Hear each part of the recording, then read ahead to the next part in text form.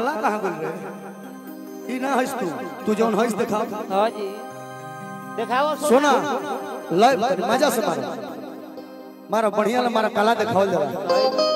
आओ कि असली समान हो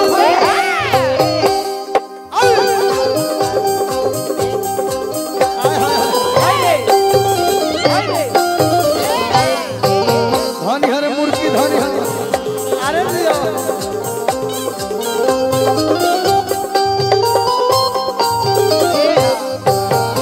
वाह अच्छा लगा लोग ताली बजा दो जतने से भाई भाई भाई भाई बहुत सुंदर वाह जा आओ ले लो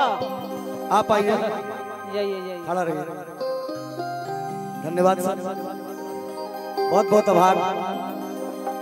कि असली समान हो बरांड बावे बाका आप मार मार बचे कि असली समान अब से और तब कुछ का है ना आओ एक से एक वस्त्र वाला पेन करना अलग चाहिए। हे भगवान एमे हमार गलती भा ना वो ठीक कर दिया कि असली समान हो चल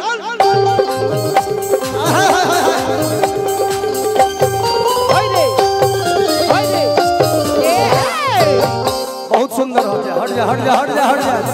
हट जा हट जा जोर तू हाली मरवाइलू मुर्गी तीसरा हाली अब कि असली समान हो ओकरा के मुआ के पटक दो कलाकारी से मजाक ना आओ नीचे उतरब तो तू हमरा कहीं खोद सकेलो लेकिन यहां मजाक ना चलो मारा कि असली समान हो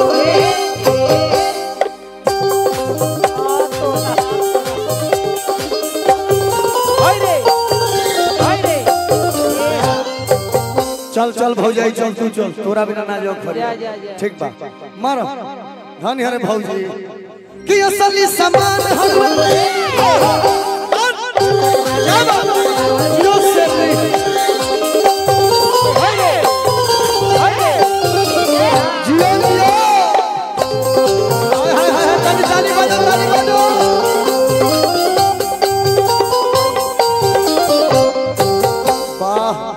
सही तोरा के सिरनी कहला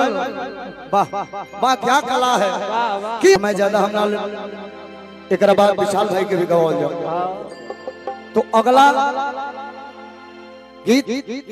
जख्मी भैया लिखल है का लिखल है बाबू एगो गाना पुराना हो किसके और प्यार का हर मजा लीजिए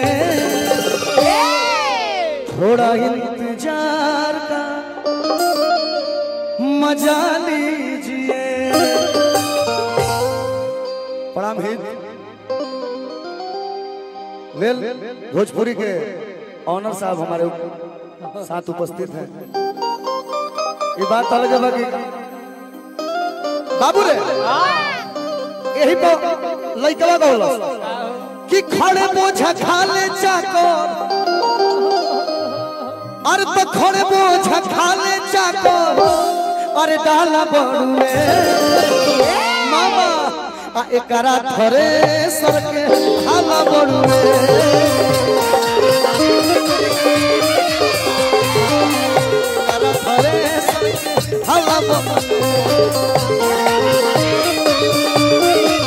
खड़े बोझा खा ले चाकर डाला बड़ुए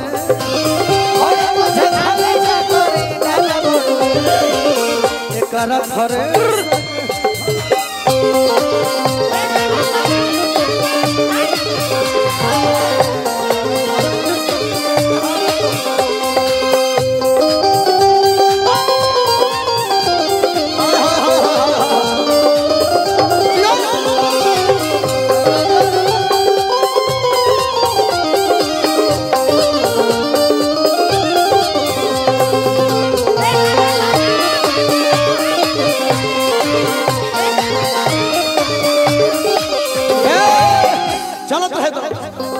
जहां बाड़ू लोग मुंह से मुर्गी मारो तो बीच में आओ बीच में पारा पारी मारो लो हट हट पहले तू मारो सोना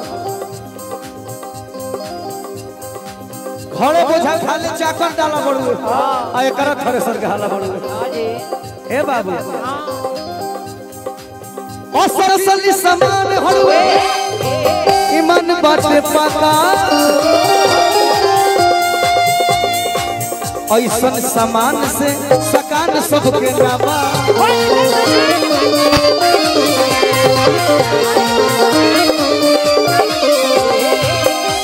अरे तो ऊपरे भी सोटी जे कर ऊपर भी सोटी जे कर डाला बड़ुए एकरा थरे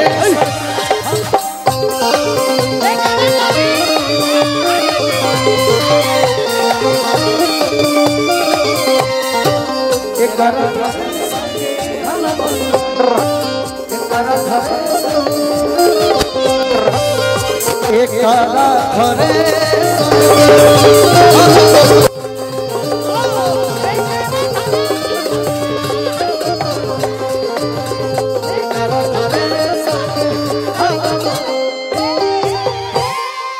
गलती से क्षमा करब से निक लागल होते ताली बजा के आशीर्वाद देती अब अगला कलाकार के बुलाओ।